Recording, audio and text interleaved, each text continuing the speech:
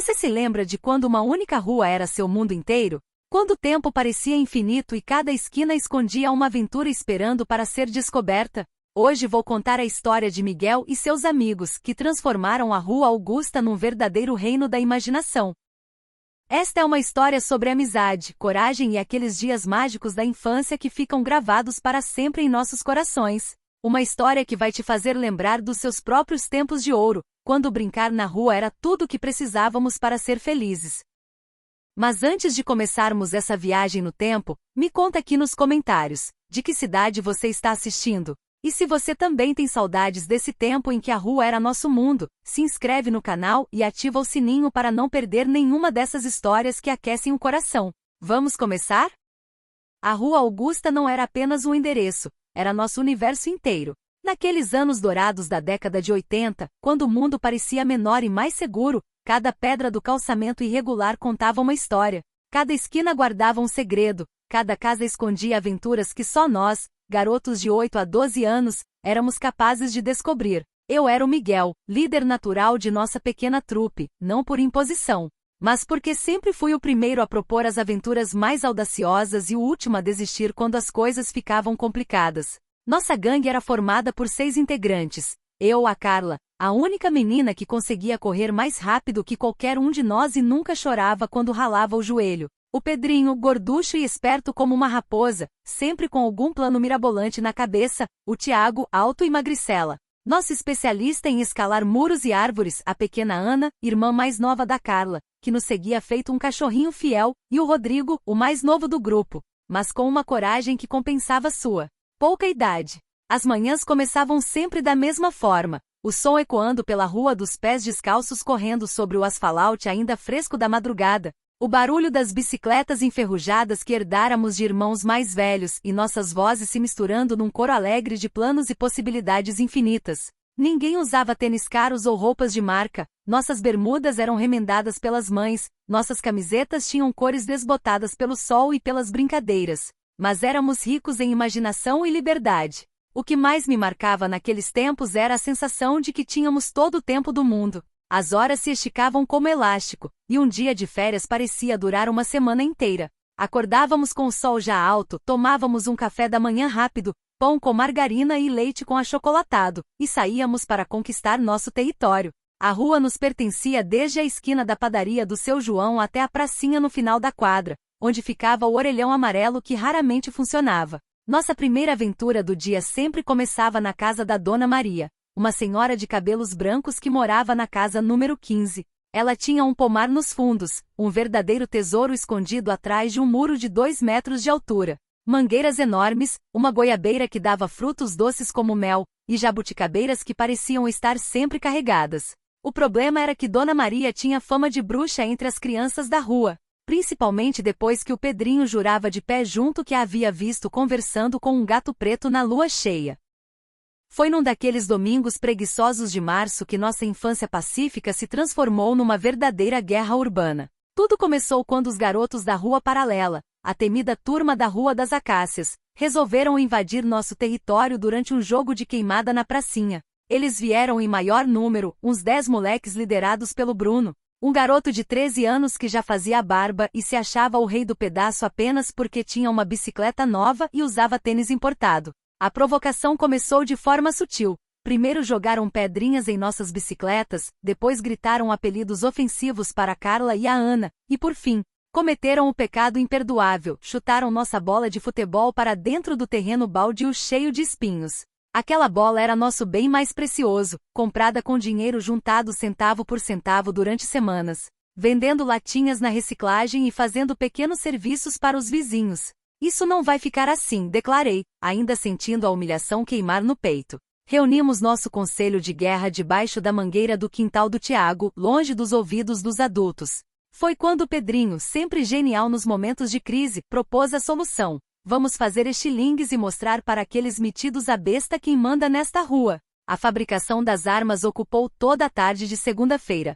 Usamos galhos resistentes da própria mangueira, elásticos que emprestamos das gavetas de nossas mães, e pedaços de couro retirados de chinelos velhos. O Tiago, com suas mãos hábeis, se revelou o melhor armeiro do grupo, criando estilingues que conseguiam acertar uma lata a 20 metros de distância. Até a pequena Ana ganhou uma versão menor, adaptada ao seu tamanho. Os projéteis foram cuidadosamente selecionados. Pedrinhas lisas do riacho que corria atrás da igreja, bolinhas de gude que não prestavam mais para jogar, e até algumas sementes duras que caíam da árvore misteriosa do terreno baldio. Estabelecemos um código de guerra. 3 apitos longos significavam inimigo à vista, 2 apitos curtos era retirada estratégica, e um apito longo seguido de 2 curtos queria dizer ataque geral. A guerra durou exatos 5 dias. Foram 5 dias de emboscadas, perseguições, alianças temporárias com outras crianças da vizinhança, e uma adrenalina constante que fazia nossos corações dispararem a cada esquina dobrada. Descobrimos esconderijos secretos, rotas de fuga através de quintais, e desenvolvemos uma comunicação quase telepática entre os membros do grupo. No final da nossa rua, onde o asfalto cedia lugar à terra batida e as casas ficavam mais espaçadas, erguia-se uma construção que alimentava nossos pesadelos e nossa curiosidade em igual medida. Era uma casa de 2 andares, pintada de amarelo desbotado, com janelas sempre fechadas por persianas verdes descascadas e um portão de ferro enferrujado que rangia ao vento. Diziam que estava abandonada há mais de 10 anos, desde que seu último morador, um velho chamado Sebastião, havia morrido de forma misteriosa numa noite de tempestade. As lendas sobre a casa cresciam a cada semana. O padeiro jurava ter visto luzes se acendendo e apagando nos quartos do 2º andar durante as madrugadas. A dona do bar da esquina contava que às vezes ouvia música antiga tocando lá dentro, sempre a mesma valsa melancólica que fazia os cachorros da vizinhança uivarem em coro. Mas foi a história contada pelo carteiro que realmente incendiou nossa imaginação. Ele garantia que uma vez por mês, na lua nova, a figura fantasmagórica do velho Sebastião aparecia na janela do sótão, acenando para quem passasse na rua. Durante semanas, a casa assombrada foi tema de todas as nossas conversas. Fazíamos apostas sobre quem seria corajoso o suficiente para chegar até o portão e tocar a campainha enferrujada. Criávamos teorias elaboradas sobre tesouros escondidos no porão, sobre passagens secretas que ligavam a casa a uma rede de túneis subterrâneos, sobre experimentos científicos que teriam dado errado e criado monstros que ainda habitavam os quartos escuros. Foi a Carla quem propôs a expedição. Não podemos viver com medo para sempre, disse ela, com aquela determinação que a fazia nossa líder natural quando eu hesitava. Vamos descobrir de uma vez por todas o que realmente acontece naquela casa. O plano foi elaborado com precisão militar. Entraríamos numa tarde de sábado, quando a rua ficava mais movimentada e teríamos mais chances de escapar despercebidos. Levaríamos lanternas, um saco para coletar evidências sobrenaturais e cordas para uma possível fuga rápida pelas janelas. A preparação durou uma semana inteira. Estudamos a casa de todos os ângulos possíveis, mapeamos as rotas de fuga, testamos nossos equipamentos. O Pedrinho conseguiu uma câmera fotográfica emprestada do pai, daquelas antigas que usavam filme, para documentar nossa descoberta. O Tiago praticou escalada no muro do quintal de casa, preparando-se para subir pela treliça lateral da casa assombrada. Até a pequena Ana teve uma função. Ela ficaria de vigia na esquina, pronta para dar o alarme caso algum adulto se aproximasse. A entrada na casa assombrada revelou-se menos dramática do que esperávamos, mas infinitamente mais fascinante. O portão, que imaginávamos trancado a 7 chaves, abriu-se com um simples empurrão. A fechadura havia enferrujado tanto que não funcionava mais. O jardim estava tomado por mato alto, plantas selvagens que cresciam em liberdade, criando um labirinto verde que chegava até nossos peitos. Borboletas coloridas dançavam entre as flores silvestres, e o canto dos bem-te-vis ecoava melodioso, quebrando completamente a atmosfera sinistra que esperávamos encontrar. A casa por dentro era um museu do tempo. Móveis cobertos por lençóis brancos pareciam fantasmas adormecidos na penumbra que filtrava pelas persianas fechadas. O cheiro era de madeira velha, livros empoeirados e um perfume doce que não conseguíamos identificar. Nossas pegadas deixavam marcas no chão coberto por uma fina camada de poeira, como se fossemos os primeiros exploradores a pisar naquele território há décadas. Foi no 2º andar que fizemos a descoberta que mudaria para sempre nossa perspectiva sobre a casa e sobre seu antigo morador. Dentro de um baú de madeira, escondido debaixo de uma cama com colchão de molas enferrujadas, encontramos centenas de cartas amareladas pelo tempo, fotografias em preto e branco e um diário encapado em couro marrom. As cartas eram de amor, escritas com uma caligrafia delicada e perfumadas com essência de rosas que ainda conservava seu aroma depois de tantos anos. As fotografias contavam a história de um romance que atravessara décadas. Vimos o jovem Sebastião, elegante de bigode bem aparado e terno alinhado, ao lado de uma moça lindíssima de vestido branco e sorriso radiante. Havia fotos de casamento, de viagens, de aniversários, de momentos simples e cotidianos que ganhavam beleza pela forma carinhosa como haviam sido registrados. O diário revelou que a esposa de Sebastião havia morrido jovem, vítima de uma doença que a medicina da época não conseguia curar, e que ele passará o resto da vida guardando luto e preservando as memórias do grande amor perdido. Ele não era um fantasma, murmurou a Carla, folheando cuidadosamente as páginas amareladas do diário. Ele era apenas um homem triste que não conseguia esquecer. Entendemos então que as luzes vistas pelos vizinhos eram de Sebastião revisitando suas memórias nas noites solitárias, que a música era as valsas que dançara com a esposa, que sua figura na janela não assombrava ninguém, ele apenas contemplava a rua onde viverá os momentos mais felizes de sua existência. O verão de 1987 entrou para a história da Rua Augusta como o verão dos campeonatos. Tudo começou quando descobrimos que várias outras turmas de crianças das ruas vizinhas também se organizavam em grupos como o nosso, cada uma com suas próprias aventuras, territórios e rivalidades. A ideia surgiu durante uma conversa na padaria do seu João, quando soubemos que os garotos da Rua das Flores também tinham uma liga, e se achavam os melhores jogadores de gude da região. Por que não organizamos uma competição entre todas as turmas? Sugeriu o Pedrinho, sempre cheio de ideias grandiosas. Podemos fazer vários campeonatos: futebol, queimada, cabo de guerra, corrida de saco, concurso de estilingue.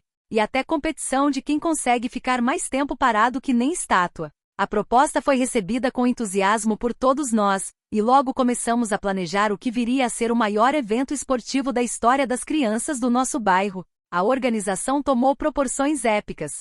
Criamos regulamentos detalhados para cada modalidade, estabelecemos um sistema de pontuação que premiaria não apenas os vencedores, mas também o espírito esportivo e a criatividade. A Carla sugeriu que incluíssemos provas mistas, onde meninos e meninas competiriam juntos, quebrando a tradição machista que dominava os esportes da época. O Tiago ficou responsável pela confecção das medalhas, tampinhas de refrigerante pintadas com tinta dourada, prateada e bronze que pareciam tesouros aos nossos olhos infantis. O local escolhido foi a praça central do bairro, um espaço amplo com árvores que ofereciam sombra para os espectadores e terreno plano suficiente para as competições. Conseguimos autorização informal do guarda da praça, seu Manuel, um senhor barrigudo e bonachão que adorava crianças e prometeu até ajudar como juiz em algumas modalidades. As mães se mobilizaram para preparar um lanche coletivo, sanduíches de mortadela, suco de caju em garrafas de vidro reutilizadas, e um bolo de fubá gigantesco que a mãe da Ana fez especialmente para a ocasião. 7 equipes se inscreveram para os campeonatos. Nós da Rua Augusta, a turma das Acácias, nossos antigos rivais que se tornaram respeitosos adversários. Os garotos da Rua das Flores, a gangue da Vila Esperança, as meninas organizadas da Rua do Comércio, que surpreenderam a todos com sua habilidade atlética. Os irmãos da família Silva que formavam uma equipe só deles, e um grupo misto de crianças de várias ruas que se uniu especificamente para a competição. Foi durante o grande temporal de abril que aprendemos uma das lições mais importantes de nossas vidas. A chuva começou numa terça-feira de manhã como um chuvisco fino e persistente, mas ao longo do dia se transformou numa tempestade violenta que alagou as ruas, derrubou árvores e deixou várias famílias do bairro em situação difícil. A água subiu tanto que chegou a entrar nas casas mais baixas, incluindo a pequena casa da Dona Conceição, uma senhora viúva que morava sozinha na esquina e sempre nos dava balas de hortelã quando passávamos correndo por sua calçada. Quando vimos a situação da Dona Conceição, seus poucos móveis encharcados, suas roupas molhadas, seus livros de receitas que eram seu bem mais precioso completamente destruídos pela água, sentimos uma responsabilidade que nunca havíamos experimentado antes. Não éramos mais apenas crianças brincando na rua, éramos parte de uma comunidade, e nossa vizinha precisava de ajuda. Foi a Ana, a mais nova do grupo, quem tomou a primeira iniciativa. Sem consultar ninguém, ela entrou em casa, pegou algumas toalhas limpas e levou para a Dona Conceição enxugar os cabelos molhados. Esse gesto simples desencadeou uma reação em cadeia que transformou toda a nossa turma numa verdadeira força de apoio comunitário. O Tiago usou sua habilidade de escalada para subir no telhado e verificar se havia telhas soltas ou calhas entupidas. O Pedrinho organizou um sistema para transportar a água acumulada usando baldes emprestados de várias casas. A Carla teve a ideia mais genial: vamos fazer uma campanha para arrecadar coisas para a Dona Conceição. Em menos de 2 horas, estávamos indo de porta em porta, explicando a situação e pedindo doações. Nossa credibilidade como garotos responsáveis da rua nos abriu muitas portas. Conseguimos roupas secas cobertas, alguns móveis que outras famílias tinham sobrando, livros de receitas para substituir os que foram perdidos, e até um pequeno rádio portátil para fazer companhia nas horas solitárias. O mais surpreendente foi descobrir como os adultos nos viam de forma diferente depois daquele dia. Não éramos mais apenas aqueles meninos bagunceiros que faziam barulho na rua. Havíamos nos tornado os jovens solidários que ajudaram a Dona Conceição, e isso nos deu um senso de propósito e importância que nunca havíamos sentido antes. Percebemos que nossas aventuras e brincadeiras eram importantes, mas que também tínhamos o poder de fazer diferença real na vida das pessoas ao nosso redor. As mudanças chegaram de forma gradual, quase imperceptível no início, como a água que vai subindo devagar durante uma enchente. Primeiro foi a família do Rodrigo que se mudou para um apartamento no centro da cidade. O pai havia conseguido um emprego melhor e eles precisavam estar mais perto do trabalho. Depois foi a vez do Tiago, cuja família decidiu se mudar para uma casa maior no bairro vizinho. A cada partida, nosso grupo ficava menor, mais silencioso, menos aventureiro. O golpe final veio quando soubemos que nossa rua seria completamente reformada. A prefeitura havia aprovado um projeto de modernização urbana que incluía novo asfalto, calçadas padronizadas, iluminação moderna e, pior de tudo, a derrubada de várias árvores antigas que eram marcos de nossas aventuras. A mangueira onde realizávamos nossos conselhos de guerra seria cortada para dar lugar a um poste de luz. A pracinha seria transformada num pequeno estacionamento. Não é justo, protestou a Carla, com lágrimas nos olhos, quando soubemos que sua família também se mudaria em breve, não por vontade própria, mas porque o aluguel da casa havia ficado muito caro depois das reformas. Esta rua é nossa história. Como podem simplesmente apagar tudo isso? Eu não tinha resposta para sua pergunta. Aos 12 anos, ainda não entendia completamente como o mundo dos adultos funcionava. Como decisões tomadas em gabinetes distantes podiam destroçar universos inteiros construídos com amor e imaginação infantil. Decidimos fazer uma última aventura juntos, uma expedição de despedida que percorresse todos os lugares sagrados de nossa infância. Voltamos à casa do velho Sebastião, agora com a compreensão madura de que ela nunca havia sido assombrada, apenas habitada pela saudade. Visitamos o pomar da Dona Maria, que finalmente nos deixou colher frutas livremente depois de descobrir que tínhamos ajudado Dona Conceição durante a enchente. Passamos uma tarde inteira na pracinha, jogando bola e fingindo que nada mudaria. Na noite de despedida, nos reunimos pela última vez debaixo da mangueira condenada. Cada um de nós depositou um pequeno objeto no pé da árvore, uma cápsula do tempo improvisada que guardaria nossas memórias. Eu deixei meu estilingue favorito. A Carla enterrou uma foto nossa tirada durante os campeonatos de verão. O Pedrinho colocou um de seus cadernos cheio de planos para aventuras futuras que nunca realizaríamos juntos. 30 anos se passaram desde aquele último encontro debaixo da mangueira. Hoje, caminhando pela Rua Augusta completamente transformada, asfalto perfeito, casas modernas, carros importados nas garagens, crianças que brincam dentro de casa com videogames e tablets.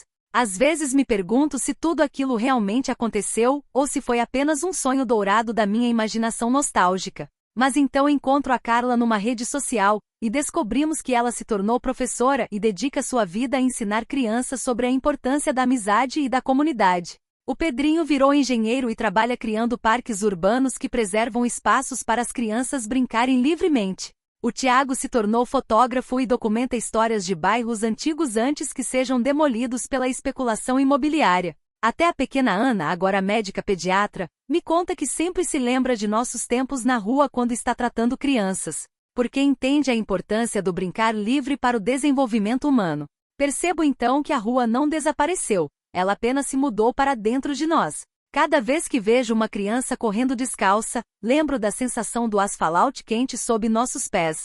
Quando ouço risos ecoando numa pracinha, meu coração acelera com a memória de nossas competições épicas. Quando passo por uma casa antiga e abandonada, ainda sinto aquele friozinho na barriga que precedia nossas aventuras de exploração. Meus próprios filhos cresceram numa época diferente, com outros medos, outras alegrias, outras formas de descobrir o mundo. Mas sempre que posso, conto para eles as histórias da Rua Augusta, da turma dos estilingues, dos campeonatos de verão, do mistério da casa assombrada que não era assombrada. E vejo em seus olhos o mesmo brilho que devia estar nos nossos quando éramos os donos do mundo e a rua inteira nos pertencia. Porque no final das contas, toda criança merece ter uma rua que seja seu mundo inteiro. Todo ser humano tem direito a um território da imaginação onde possa crescer, errar, aprender, sonhar e se tornar quem realmente é. E mesmo quando as ruas físicas desaparecem, transformadas pelo progresso e pelo tempo implacável, elas continuam existindo na dimensão mais importante de todas,